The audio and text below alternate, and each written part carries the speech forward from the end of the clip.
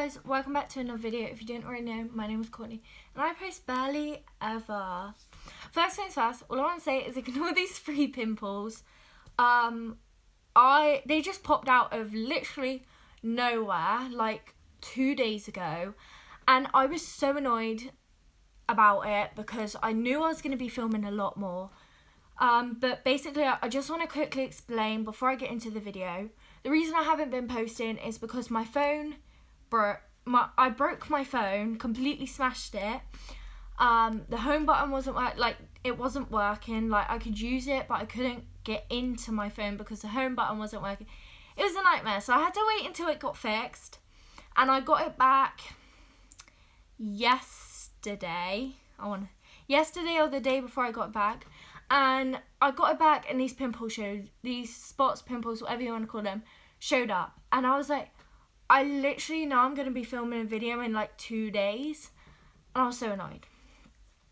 But yeah, so I just want to say I have so many videos coming out. It will be a little bit hard because obviously we're in quarantine and there's not much I can do while I'm in quarantine.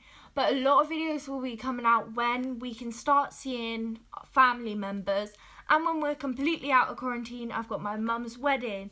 I've possibly got a holiday that I'm going on next year, but like the start of next year, unless our wedding gets moved again. Because it is May 19th or 20th. I honestly do not know. All the days have just combined into one. But it was supposed to be this weekend, and now she's not having it because we're in quarantine, so it's now in November. But if we don't have it in November, it will be May of next year, so it may pull back all my videos. I do not know yet. But I have so many fun videos coming up, so if you want to see them, then please subscribe and turn on notification bells. So you know when I post. Also, if you like this video, please give it a like. Also, I've already filmed this video once, but it just went down. It honestly, I started talking about how my belly button piercing was before, which I've already talked in a video. I've already done a video about my belly button piercing like 2 weeks after I had it done, and about the experience. So I started talking about that, and I was like, no, this is how my belly button piercing is now, and any risks that people who are getting it done or have just got it done may have, or like whatever they're concerned about. Like, if you have anything you're concerned about, then it will be great to carry on watching this video, because you may actually get some of your answers. You may get some answers from this video. So I'm going to go straight in with it. So I got my belly button piercing pierced about 9 months ago. I got it last year in August, like end of August kind of. And from when I first got it done to now, it is completely healed 9 months later. I was like, oh, it's probably going to take a couple of months, it will be fine. No, it takes forever. It's taken me 9 months for it to be completely healed, and I still have the bar in that I got pierced with. So honestly, wait until it's completely healed, because I went into a shop 6 months after I got it pierced thinking it was completely healed, and I took the bar out in the shop so that we could measure how long it was to get a smaller bar, because I need a smaller bar because mine's a bit too long. And I took it out and I went to put it back in, and I couldn't get it back in. I didn't understand why. I was shoving it, trying to get it back in the middle of the shop, and it started bleeding really, really bad, and I had to use my jumper to get the blood away. I eventually did get it back in. I also had another experience where I took it out again, maybe 4 months after I had it done, and just to clean it, and I forgot about it and left it out for like 2.5 hours, 3 hours, and I remembered I didn't have it in because I couldn't feel it, and I went to put it back in, and a layer of skin on the top part of my belly button. So I'm going to show you. So this top part, a layer of skin had gone over and it closed like the top part off. It hadn't completely closed, but there was a layer of skin over it. So I had to re-pierce the top part of my belly button, which was really, really painful, and I did bleed quite a lot. And also, you can't get your belly buttons re-pierced. Once they've closed over, you can't get them re-pierced again. Like, piercers won't re-pierce your belly buttons. So they are one thing. Like, you can get your ears re-pierced. I don't know if you can get your nose re-pierced, but I know you can get your ears redone and everything, but you can't get your belly redone, because my mum, my auntie and my nan's had it, and my mum doesn't have hers anymore. And she said, if you don't get this back in, you're going to have like 2 holes, because even though skin goes back over, you get like, you can see where you've had it pierced. And she was like, you're going to have these 2 marks, on your belly button. If you don't get it back in, it's not going to look very nice. And you can't get re-pierced. Like, piercers will not pierce you again. So I was really nervous about, obviously, that. But yeah, anyway, besides the point. So basically, the first thing I'm going to talk about is, a lot of people are scared of it being ripped out. Like, your ears can easily be ripped out. I've got my ears pierced. I just don't have earrings in. But your ears can easily get ripped out, because obviously it's just like skin. Like, it's easy to be ripped out. And you're probably like, yeah, but your belly button's just skin. It is, but once you get it pierced, the skin in between the piercing gets really, really hard, and it makes it impossible to be ripped out. Like, it gets really, really hard. So the only way your piercing's going to get completely ripped out and go through all the skin is if someone was to grab your piercing and rip it. There is no other way it's going to get ripped out, unless like you've not tightened it properly, or it's been like, no, I don't think you can get it ripped out. Like, I never have, and I've had it for nearly a year. So I don't really think you can get it ripped out, like, because I've done basketball with it on, I've done netball, I've done so much stuff with it in, and the most that's happened is it's been nudged, and it being nudged, it gets moved all the time, but once you've had it for so long, you just don't feel it anymore. So yeah, there is no way of it being ripped out, because the skin gets so hard, and there is no way of it being ripped out whatsoever. So I was really scared about it being ripped out, but then the skin got harder, and I got told by everyone, like, the skin will get harder, it's like impossible to get it ripped out. So yeah, I'm completely fine. It's never been ripped out or anything, so that skin is definitely like keeping it from being ripped out. Also, another thing is basically, like, I don't know if this is for everyone, but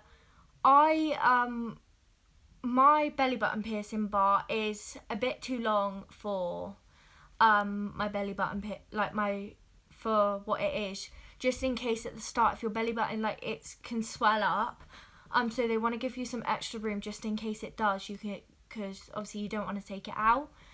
So mine's a bit too long, so I'm going to get a new one, but obviously being in quarantine, we can't. But yes, I also forgot other things I was supposed to talk about, because I forgot to write them down.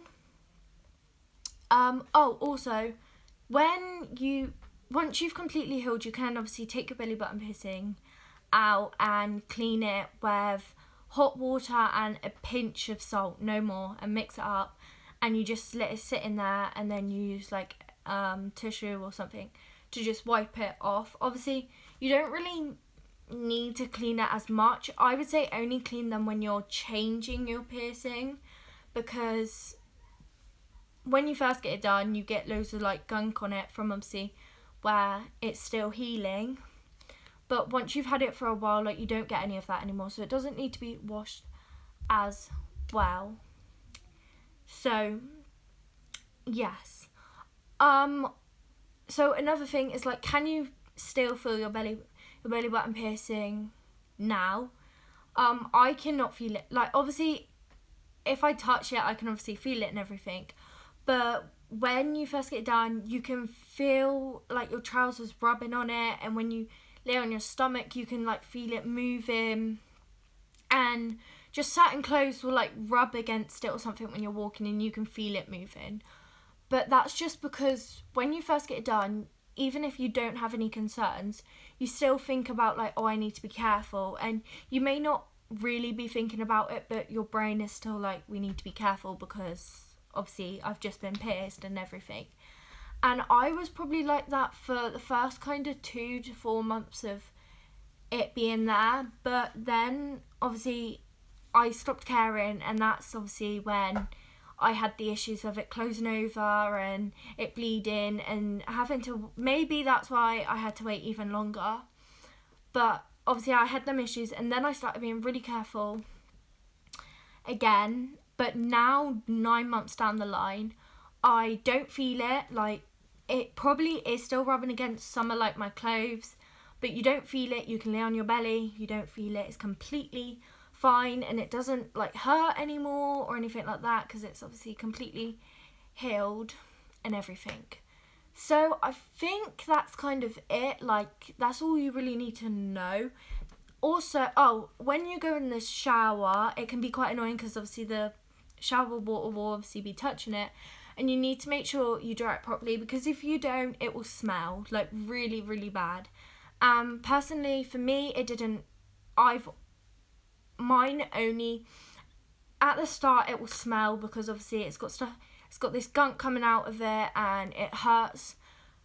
But you have to keep moving your belly button piercing, because if you don't, the skin will just grow around it, and then you won't be able to move it at all. So you need to keep like twisting it side to side so that it does move, and you do need to dry it because else it will really smell, and you have to dry like your belly button and everything. Where before you get your belly button done, you don't really think of any of that, but when you have it done, you do. And like, you sweat obviously because you've got, some people sweat when they've got it done. I personally don't sweat, but some people do. But yeah, water can get trapped in your belly button because obviously like the crystal or stone is like in the way, so it can get stuck. So you do need to like dry it obviously properly, because else it will stink, and you can smell it because obviously it's you. So because it's yourself, like, you can smell it. But right now I just want to show you how to take it out and put it back in. I'm hoping it's alright with me standing up. Normally I stand up, or sometimes I lay down, but I don't really take mine out. The only time you should take it out is if you're changing your belly button piercing, but honestly I would wait until you've had it for maybe 9 months up to a year. Like, I'm not changing mine yet just because we're in quarantine, but if I wasn't, I probably would change it. I'm hoping this doesn't go into a disaster and start bleeding, because that wouldn't be great. And then I would probably have to film this video for the 3rd time, so it doesn't look like I failed. But yeah, I'm going to try and show you guys how to take it out, just in case you're wondering, you've just got it done and you want to know how to take it out for when you need to. So I'm actually going to show you guys how to take it out. So basically, you don't want to be leant over, because else it can be really annoying. But basically, you put your finger underneath your crystal and you want to kind of push down so that, I don't know if you can see, but you can see like there's a bar here, and stick the bar out so that you can grab onto this circle, and you need to twist it off like so, and then you just grab it and pull it out, and that's it, it's out. So I'm just gonna put it back in. So you just push it back in, through, Then you put your thumb behind and push it out again like that, and you grab, I can't find you grab the ball and you just put it on and twist it back tight, and then you just push it down so that you don't have anything, and that is back in.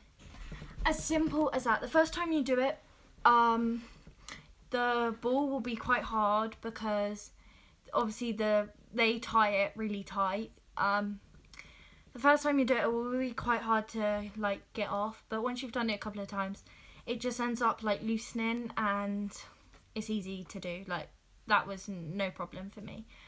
So yeah, I think that's it. I'm just gonna kind of show you like close up. This is obviously the one I got pierced with, so I don't know if you can see, but if I push it down properly, you can see like the bar there,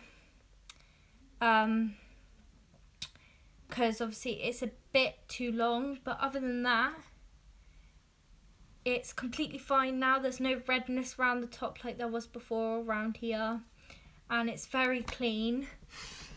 So yeah, like now I don't even notice it half the time, and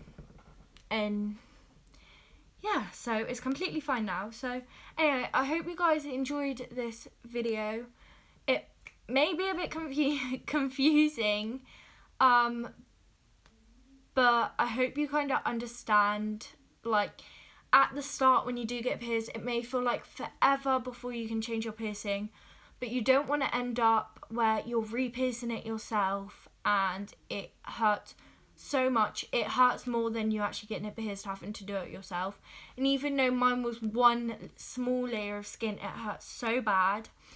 So you don't make the same mistake I made and taking it out too early, or taking it out to clean it, or trying to change it. Just wait 9 months to a year to change it, because if it closes over and you can't get it through because it's not just one layer of skin like it was for me, you will end up with this scar on the top of your stomach, and it's not going to look very pretty. But anyway, I hope you guys enjoyed this video, and I will see you in the next one for more fun. This one wasn't as fun. This is probably boring, but some fun YouTube videos I'll be doing. I'm going to quickly tell you a couple I've got. So I'm going to be switching lives with my brother. Me and my brother have completely different lives. I do TikTok, I watch YouTube. He plays computer games. He does schoolwork where I plan stuff for YouTube and sort out. I'm also going to try and figure out how many days a week I'm going to be posting, and I will tell you in the next video how many days a week I will be posting, when they will be posting, and what time hopefully they will be up by. So anyway, I will see you guys in the next one.